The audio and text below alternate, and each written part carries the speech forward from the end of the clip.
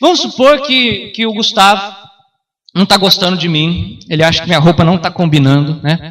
E ele fica muito incomodado comigo, ele vai lá, arranca o chinelo dele ali, taca em mim agora. Ali. O que vai acontecer com o Gustavo? Será que a SWAT vai chegar e vai prender o Gustavo, vai levar ele para a cadeia porque ele está com o chinelo em mim? Você acha que se eu denunciar, se eu ligar 190 e falar, olha, manda uma viatura aqui agora porque o meu amigo está com o chinelo em mim, né? Você acha que eles vão mandar alguém? Por quê? Que a pessoa que está com o sapato no bucho foi presa e uma pessoa que está com o sapato em mim não é preso. Por quê? Autoridade, né? Porque alguém importante, ela, por ser importante, uma falha, um pecado contra essa pessoa, ela se torna um pecado grande também. O preço pela culpa depende da dignidade de quem foi ofendido. Entendeu? O preço pela culpa depende da dignidade de quem foi ofendido. Uma pessoa que tem uma dignidade grande, se comete uma falha contra essa pessoa, o preço pela sua culpa é grande. E da mesma forma, uma pessoa pequena, uma pessoa sem importância nenhuma, um Zé Ninguém, né? Como eu, uma falha contra esse Zé Ninguém tem tamanho pequeno, porque eu tenho uma dignidade pequena. Quando pecamos, pecamos contra quem? Qual é o tamanho da nossa culpa? Grande, né? Será que é do tamanho do mundo? É maior? Será que tem o tamanho do universo? Eu acho que é maior. Será que tem tamanho infinito? Né? Vamos chamar assim, tamanho infinito, mesmo que a gente não faça ideia do que isso significa, né? Irmãos, quem pode pagar o preço que tem tamanho infinito? É só Ele. Só Deus pode pagar esse preço. Por isso, Jesus é Deus. Por isso que se Jesus não é Deus, nós somos os mais miseráveis pecadores do mundo. Nós estamos perdidos. Por isso que nós precisamos crer que Jesus é Deus. Por isso, se existem seitas, e existem, vocês conhecem, que dizem que Jesus não é Deus, gente, se eles estiverem certos, nós estamos perdidos. Eu não sei como alguém consegue acreditar nisso. Porque a nossa culpa é muito grande, tem o tamanho de Deus. Então, Deus se fez homem, habitou entre nós, Filipenses 2, desculpa, assumiu forma de servo e tornou-se obediente até a morte e morte de cruz. A si mesmo se esvaziou, se humilhou, no sentido de ter aberto mão da sua glória visível, celeste, presente lá no reino celeste.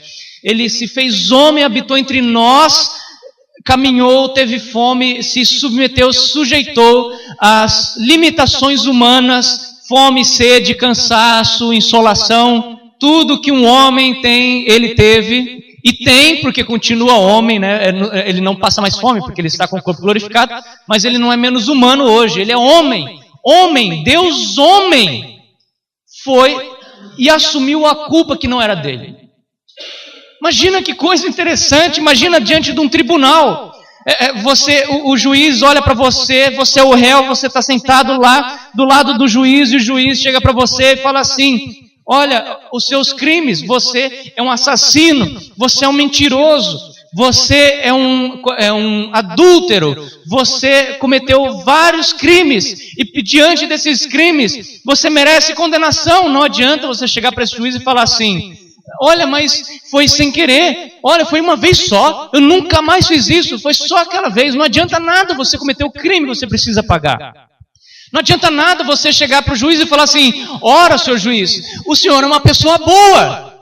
O senhor é uma pessoa boa. Ele provavelmente te diria: sim, mas e os crimes que você cometeu? Eu, por ser uma pessoa boa, eu sou justo. E como um juiz justo, preciso te condenar. Onde há pecado, há morte. O salário do pecado é a morte. Quando Deus colocou Adão e Eva no jardim, disse para Adão: não coma do fruto da árvore do conhecimento do bem e do mal, porque do dia que comerdes, certamente morrerás. O salário do pecado é a morte. Mas nesse mesmo tribunal, alguém, ao ouvir a sua sentença, eu estou estou dando uma ilustração aqui, né? Uma coisa para nós entendermos de forma mais simples. O filho do juiz, né? Ele se prontifica, abertamente ele decide, por vontade própria, se submeter à lei, mesmo sem ter cometido os crimes.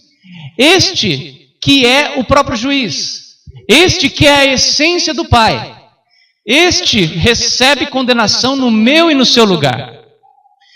E a partir do momento que ele recebe a condenação no nosso lugar, no meu e no seu lugar, não existe mais preço a ser pago, porque ele sofreu já essa condenação. O salário do pecado é a morte. Cristo nunca pecou, mas morreu. Ele morreu, porque ele morreu a minha condenação e a sua condenação. E ele morreu para que todo aquele que nele crê não pereça, mas tenha vida eterna. E hoje, se com a tua boca confessares Cristo como Senhor de sua vida, e no seu coração crer que Deus o ressuscitou dentre os mortos, será salvo. Romanos 10:9. E se você está em Cristo, você é nova criação, as coisas velhas passaram, tudo se fez novo. Porque já não existe mais condenação para aqueles que estão em Cristo Jesus. Irmãos, isso é lindo. Isso é maravilhoso. Essa é uma mensagem simples. Compreenda essa mensagem. E diga essa mensagem para outras pessoas. Uma vez eu estava num ônibus. Eu estava num ônibus em Atibaia, enquanto eu fazia o seminário. E um senhor de idade sentou do meu lado. O ônibus estava completamente vazio. E eu estava com 2 malas grandes. E aí, quando eu estava com a mala do lado, assim, este senhor de idade, ele já tinha uns 70 anos, assim, mais de 70 anos, ele chegou e falou assim: posso sentar do seu lado? Eu falei: pode. Ele poderia ter ficado lá na frente, né? Mas ele quis entrar e ele poderia ter sentado em qualquer outro lugar. Ele quis sentar do meu lado. Daí eu peguei a mala, coloquei no meu colo e fiquei com a mala no colo, outra no chão, sentado do lado daquele senhor lá. Daí eu percebi, eu acho que ele está querendo conversar, né? Daí eu fiz o que eu usei a técnica mais antiga do mundo para puxar assunto, né? Adivinha qual foi a coisa que eu falei para ele, né? Será que chove, né? Falei para ele: será que chove? Daí ele falou assim: rapaz, eu acho que chove. Olha lá aquelas nuvens se formando ali na frente ali, e dava para ver lá no horizonte aquelas nuvens altas assim. Daí ele chegou para mim e falou assim: olha que coisa linda, bonita, né? Eu falei: natureza é um negócio fantástico, né? O Criador com certeza é muito poderoso. Daí ele falou assim: você é crente? Eu falei: sou. Ele falou: então me responda uma pergunta. Quando uma criança nasce, ela tem pecado ou não tem pecado? Começou pesado, né? Daí eu falei assim para ele: eu vou responder tua pergunta usando uma pulseirinha. Daí eu estava com aquela pulseirinha com as cores do livro Sem Palavras. Conhece? Já viu? Ela tem argolinhas de 5 cores, cada cor tem um significado, você conta o evangelho por meio das cores ali. E aí eu cheguei lá, comecei a falar do pecado, e quando eu falei do pecado, eu citei o Salmo que diz: em pecado me concebeu minha mãe. Disse que desde pequeno nós nascemos no pecado. E perguntei para ele: o senhor tem neto? Tem sobrinho, pequeno, criancinha? Ele falou: tenho neto. Eu falei: alguma vez o senhor ensinou ele a desobedecer? Ele falou: não. O senhor já ensinou ele a mentir, fazer manha, a enganar, a fazer qualquer uma dessas coisinhas? Ele falou: não, nunca. Eu falei: ele faz isso ou não faz? Ele falou: faz. Eu falei: pois é. Nós nascemos no pecado. Coisa errada você não precisa ensinar. Você precisa ensinar o certo, né? Isso é diferente. O certo você precisa educar. Mas o errado a gente já nasce fazendo. E o senhor sabe qual é a condenação por sermos pecadores? Ele falou: não. Eu falei: pois é. Romanos 6:23 diz que o salário do pecado é a morte. E então eu peguei o evangelho para ele usando as cores do livro Sem Palavras. Rapidinho, lá em 5, 6 minutos. Usei aquela lógica das cores, né? E aí ele ficou olhando para minha cara assim e disse: você sabe quem eu sou? Eu falei: não. Ele falou: eu sou Armando Nascimento. Eu sou radialista. Eu tenho um programa diário numa rádio grande aqui de Atibaia, na verdade era a única rádio oficial, né? O resto era tudo pirata lá. E ele tinha um programa diário. E ele falou assim, você não quer ir lá na rádio para você contar essa história que você contou para mim, lá ao vivo, no ar? Eu falei, eu quero. Daí a gente marcou uma data, peguei o telefone dele, já chegou o momento de descer, liguei para ele, ele falou, se quiser chamar mais alguém aí do seminário, você pode chamar. Daí eu chamei um professor, chamei um amigo, chamei um outro rapaz que toca violão muito bem, e aí a gente ficou 3 horas lá na rádio, falando do Evangelho. Ele começou a falar comigo, e aí ele me entrevistou, falei da minha vida, preguei o Evangelho, contei meu testemunho de vida, daí passou para outro rapaz, ele começou a entrevistar ele, daí na entrevista ele contou o testemunho de vida dele, pregou o Evangelho, e aí foi outro rapaz, e assim foi durante 3 horas. 3 horas na rádio. E não sabemos, não fazemos ideia de quantas pessoas ouviram o Evangelho, porque eu no ônibus preguei o Evangelho para um senhor de idade, usando uma pulseirinha colorida.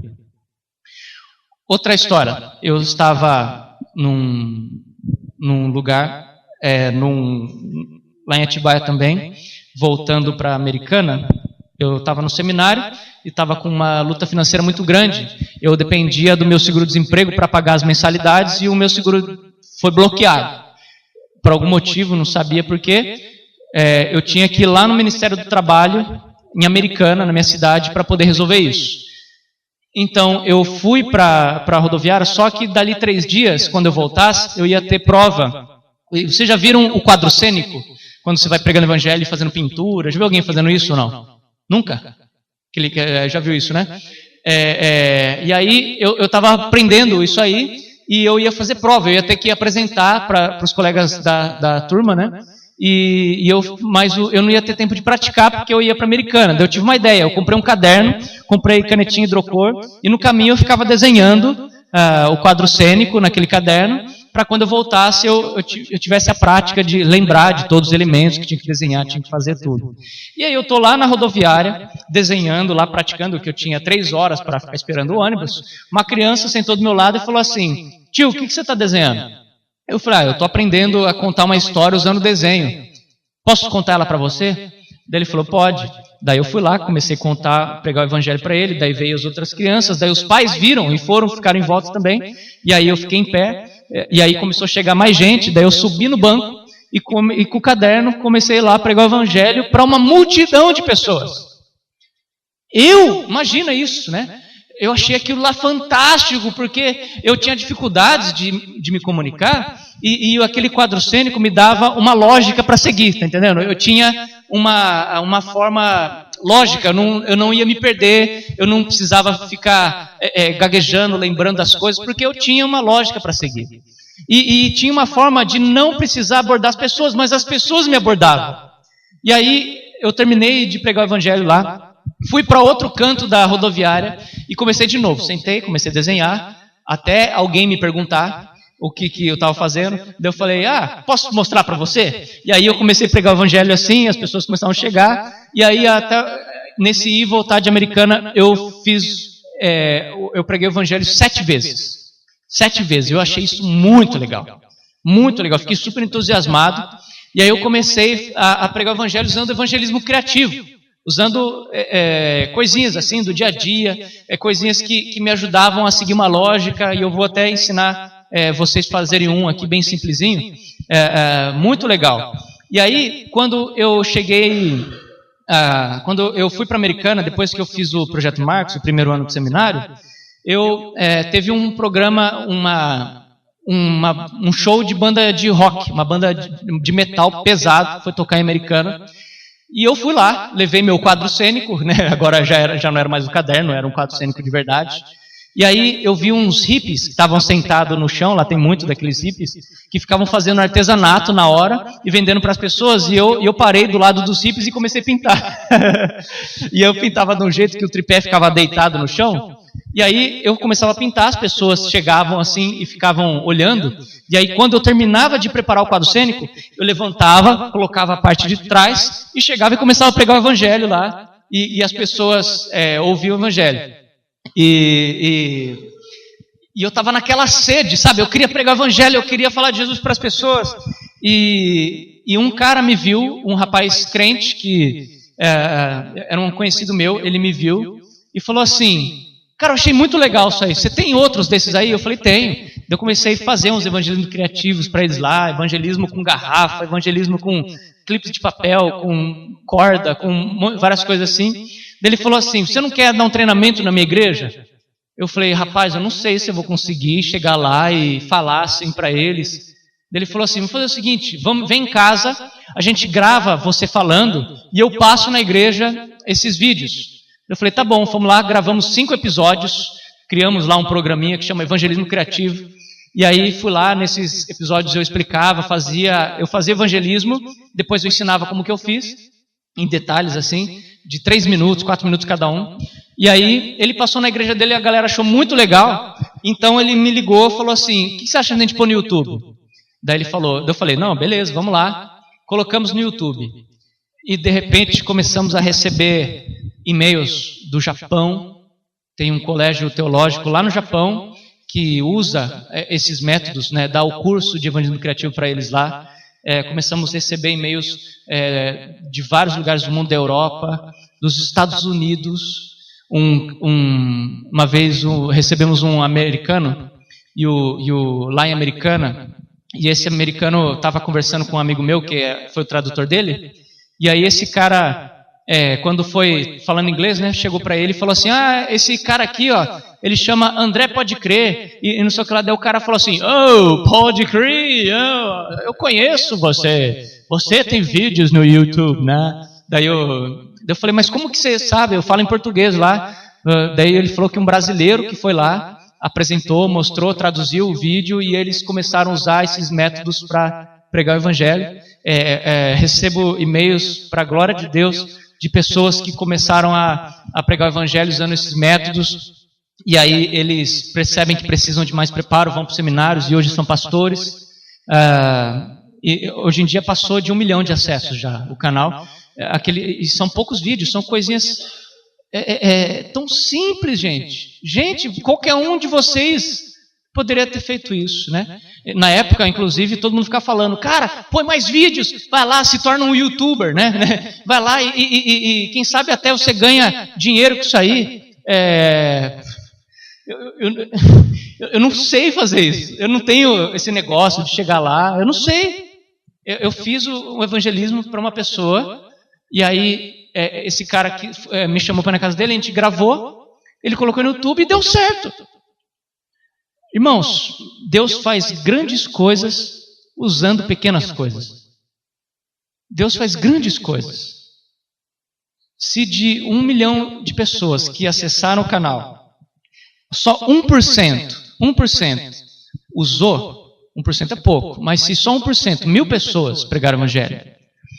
Mas ninguém prega o evangelho para uma pessoa só, geralmente você vai pregar para um grupo, num evangelismo, não sei aonde aí.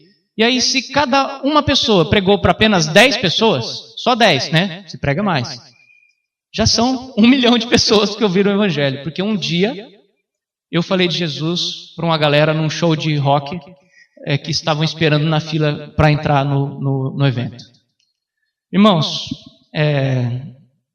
Deus usa pessoas pequenas, pessoas sem capacidades especiais, para fazer grandes coisas.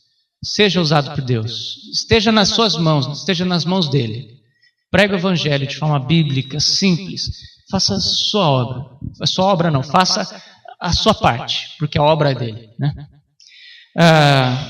Gostaria de encerrar, enquanto eu vou pedir ajuda. Tem como entregar uma folha para cada um? Uma folha para cada um, nós vamos só ver passar uma vez. Alguém quer fazer alguma pergunta? Tirar alguma dúvida? Comentar alguma coisa? Contar alguma experiência? Não sei se isso é bom ou é ruim, né?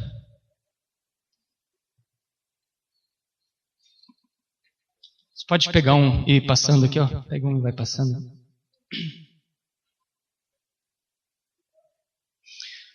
Alguém já ouviu falar de evangelismo criativo? Conhece alguma coisa a respeito? Nada? Já ouviu alguma coisa? Alguns...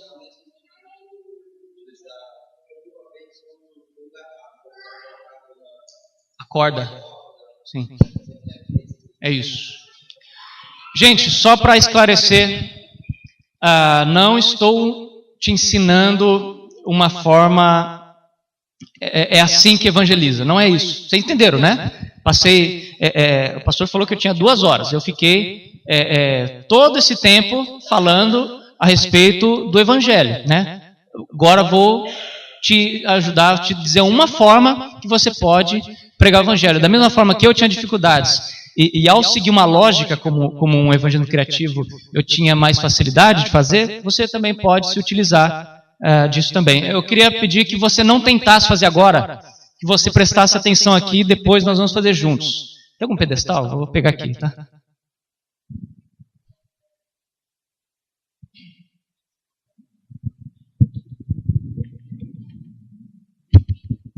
Pronto. Irmãos, nossa vida é como essa folha de papel em branco. Você pode tentar preencher a sua vida da forma que você quiser. Por exemplo, você pode tentar usar a sua vida, preencher a sua vida com seus sonhos e projetos, e um deles, um bem comum, é montar uma família, né? Você comprar uma casa, nem que seja uma casinha pequenininha, né? Lá em São Paulo a gente chama de meia água, né? Essa casinha de fundo, uma casinha simples, porque nós temos na cabeça a ilusão de que a partir do momento que nós saímos da casa dos nossos pais, né, na adolescência, na juventude, a partir do momento que você ter sua própria vida, fazer seu horário, você ter suas coisas, você vai ser muito feliz, vai ser muito legal, né? A gente sonha com isso, né, quando nós somos jovens. Mas mesmo que você alcance as coisas, o seu coração vai continuar vazio. Porque essas coisas não vão ser suficientes. Então você começa a pensar que precisa de mais. Na verdade, não é só ter apenas a sua casinha. É bom que tenha uma vida financeira estável, uma casa maior, um lugar mais confortável para morar. Quem sabe 1 ou 2 carros na garagem, né? Não estou falando ser milionário, não. Ter sua vida financeira estável, você ter um certo nível de conforto, e aí sim você vai ser muito feliz. As pessoas podem ter inveja de você e querer ter uma vida igual a sua, mas elas não podem olhar dentro do coração que vai continuar vazio. E aí você começa a perceber que isso não é suficiente, então começa a sonhar com outras coisas. Você começa a querer sair de viagem, você pega a sua família, seus filhos, quem sabe, e pega um avião e vai lá para Pacaraima, né, conhecer Pacaraima, lá um lugar bonito, né, de avião. E aí você vai andando para os lugares e quer conhecer outros países, e vai para Venezuela, né, lugares fantásticos assim, e pensa que assim, aí mora a sua alegria. Quando você tem uma vida agitada, conhecer o mundo, ser uma pessoa culta, você vai ser muito feliz. E as pessoas vão olhar para você e vão querer ter tudo que você tem, fazer tudo que você faz, mas elas não têm capacidade de olhar dentro do seu coração, que vai continuar completamente vazio. Porque essas coisas, elas não têm capacidade de nos fazer felizes, porque elas são como um avião que não tem asas, né? Elas não servem para isso, elas não foram feitas para isso. Porque ao invés de alegria, paz, tranquilidade, essas coisas trazem outro sentimento, o sentimento de medo. Por exemplo, você tem uma vida agitada, você tem um carro bonito, você tem uma casa bonita, só que daí você para num semáforo, alguém aponta uma arma para você e tira o seu carro. Ou pior, tira a sua vida, né? E aí você vive em função do medo, você tem medo de entrar, de sair de sua casa, você não sabe como vai ser o amanhã. E inclusive muitas pessoas, mesmo tendo tudo isso, acabam tirando a própria vida. E aí você percebe que ao invés do rei do universo, né, ao invés do rei e rainha do mundo, você vive no fundo do poço, como qualquer outra pessoa. Mas às vezes o fundo do poço é um bom lugar para se estar, porque não tem nada na direita ou esquerda para você olhar. O único lugar para você olhar no fundo do poço é para cima. Você começa a pensar, será que Deus existe? Será que existe algo que eu possa fazer para que Deus ele entre na minha vida e Ele mude minha vida? E aí você começa então a querer se aproximar dele, você começa a ir na igreja, você para de falar palavrão, você para de mentir, e você começa então a querer se aproximar de Deus, mas existe uma barreira que te impede de chegar até Deus. Essa barreira se chama pecado. Bíblia fala que todos pecaram e estão separados da glória de Deus. Romanos 3:23. Todos nós somos pecadores e não podemos nos relacionar com Deus. E a única forma que você tem de transpor essa barreira e chegar até Deus é você confessando Cristo como Senhor da sua vida. Significa confessar Cristo como Senhor da sua vida. Romanos 10:9 eu estou citando. Significa você dizer para Ele assim: Jesus, venha para a minha vida. Eu entrego a minha vida nas tuas mãos para que o Senhor seja o meu Deus, o meu Senhor. Eu sou teu servo. E a minha vida te pertence agora. É isso que é um Senhor. Senhor é sempre Senhor de um escravo. Isso é pesado, né? Chamar Deus de Senhor é dizer que você é servo dele. Então, quando você abre o seu coração para Cristo entrar na sua vida, Ele preenche sua vida. Ele é o único que pode fazer isso porque Ele te criou. Ele sabe tudo que você precisa para ser feliz, para ter paz. E Ele te ordena, né? Alegrai-vos sempre no Senhor. Outra vez digo, alegrai-vos. O plano dele é bom para você, de fato, mas o maior deles não é aquele que envolve a sua alegria. É aquele que envolve a glorificação dele mesmo. E é para isso que Ele te salvou, para preencher a sua vida, para ser uma vida de adorador dele. E você pode ver que essa cruz está vazia também. Porque Cristo passou um dia morto e sepultado. Cristo passou 2 dias morto e sepultado. E no 3º dia, Jesus Cristo ressuscitou. Passou 40 dias na terra, falando com as pessoas, mostrando as marcas nas mãos e nos pés. E depois, Jesus Cristo subiu aos céus. E hoje Ele está sentado no trono branco à direita de Deus. Cristo tem toda a autoridade nos céus e na terra. Mas Cristo, Ele abandonou a sua glória, se fez homem, porque para Ele não é suficiente ser rei sobre as coisas. Cristo quer ser rei de nossas vidas. Em nossos corações. As coisas, Cristo já governa. Mas o seu coração, você precisa entregar para Ele. Interessante, né? O seu coração você precisa entregar para Ele. Isso é conversão. É alguém entregar a vida para Jesus Cristo, para servi-lo. Em outras palavras, é permitir que Cristo sente no trono da sua vida, para você viver em função dele, para a glória dele. Legal, né? Facinho, simplesinho, dá para fazer, não dá? Vamos passo a passo rapidinho fazer? Vamos lá, rapidinho. Nossa vida, folha de papel em branco, tá? Daí você vai dobrar aqui no meio. Se você está tendo dificuldades aí, olha para o coleguinha do lado, pede ajuda. Você dobra bem aqui, rente à folha aqui, tá? Não dobra aqui assim, não. Dobra certinho aqui.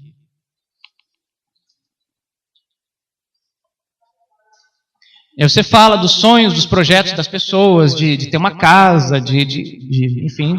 Hã? Meia água mesmo? Pois é. Ok, mas o coração da pessoa continua vazio. Ok? Todo mundo está aqui? Próximo passo é você dobrar do outro lado aqui. Ó, estava assim, você dobrou aqui. Facinho. Daí quando o pastor chegar, fala assim: o irmão André ensinou a fazer origami, né? Pois é. E aí, você vai fazer o seguinte, depois que você falar da pessoa, você pode até mostrar para todo mundo, se você quiser usar essa história que eu contei, você fala, o coração continua vazio, enfim. Daí você vai dobrar aqui no meio, com essa parte que levanta aqui, ó, para dentro, ó. Você vai dobrar no meio certinho. Até aqui. Agora, não faça as asas do avião ainda, porque eu vou dar algumas dicas. Está todo mundo aqui? Beleza? Agora você vai fazer o seguinte, você vai dobrar a asa do avião, você vai dobrar a asa do avião, ela de forma que fique reta aqui, tá vendo? Não dobre ela meio torta, para cá, nem para cá, ela fique reta. E de forma que o corpo do avião aqui embaixo, ó, olha aqui, tem mais ou menos 2 dedos aqui, ó. Mais ou menos 2 dedos, vai sobrar mais ou menos 1 dedo aqui do lado de trás, aqui embaixo. É importante fazer nessas proporções para a cruz ficar proporcional no final, senão ela vai ficar meio grossa, meio fina. Você vai dobrar as duas asas do avião, né? Dos dois lados.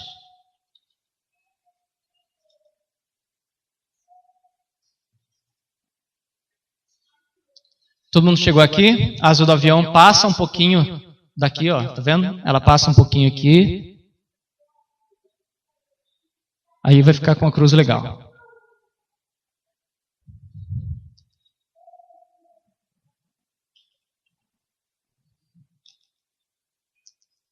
Beleza. Agora você vai fazer o seguinte. Você vai pegar e vai rasgar a asa do avião bem na dobra. Essa dobrinha aqui, ó. Você vai rasgar ela inteirinha. Inclusive, essa parte aqui, ó, mais grossa também. Ó, você vai arrancar fora também.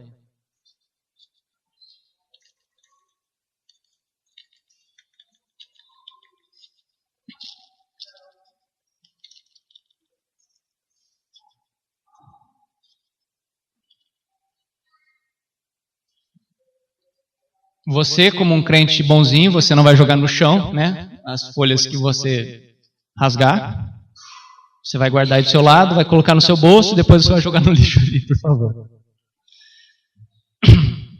Ok, todo mundo está chegando aqui, pelo menos? Tem algumas pessoas rasgando ali.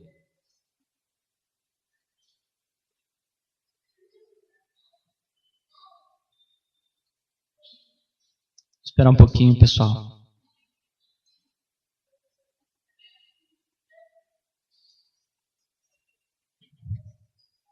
Perfeito.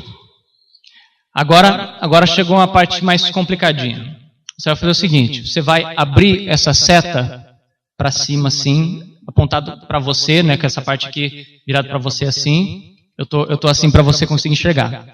Agora, você vai reparar que tem uma coisa acima aqui. Você vai abrir, olha aqui, você vai abrir ela desse jeito. Não vai abrir a cruz ainda.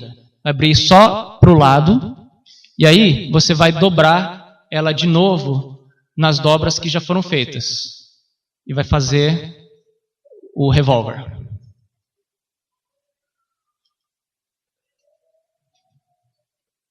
Todo mundo entendeu? Tá aqui assim. Você vai abrir para o lado aqui. Vai dobrar e dobrar nas dobras que já estavam feitas. Pronto, daí você vai falar, pode citar violência, que as coisas não trazem alegria, trazem medo, preocupação, inclusive alguns tiram a própria vida, né? E aí você vai fazer o seguinte, você vai voltar a seta do jeito que estava, apontando para baixo, falando do fundo do poço, é uma coisa que eu costumo dizer, né? É uma história que eu fui adaptando. Você pode fazer igual, ou pode falar do jeito que você quiser. Mas o fundo do poço é um bom lugar. Você fala que a pessoa começa a olhar para cima, começa a perguntar, será que Deus existe, não sei o que lá, e aí tenta se aproximar de Deus, existe a barreira que impede, e a maneira que você tem de transpor essa barreira é abrindo o seu coração para que Cristo governe sua vida, né? Você abre, tá a cruz feita. Né? Pronto. Mas pode ver que a cruz está vazia também, porque Cristo passou um dia morto e sepultado. Você vai dobrar aqui em cima.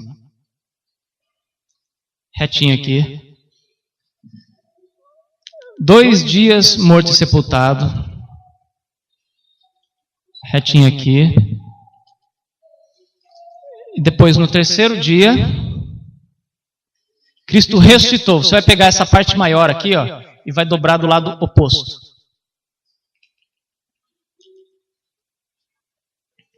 Então ficaram todos dobrados de um lado e o maior dobrado do outro. Facinho, né? Agora você vai fazer o seguinte, você vai pegar a mão em forma de conchinha assim e vai segurar a parte grande e vai enfiar por trás aqui, ó, no trono, para segurar ele assim. Isso. E aí você vai dizer a respeito, você pode citar Romanos 10:9, você pode citar outros versículos, né? Eu gosto do Romanos 10:9 porque fala justamente isso. É um convite, né? Na verdade não é um convite. Ele explica justamente que se nós nos submetemos a Deus como Senhor, a Cristo como Senhor, e nós cremos nele, então seremos salvos. É um texto bem claro a respeito dessa verdade. Simples? Dá para fazer? Pois é. Você pode ser uma ferramenta de Deus.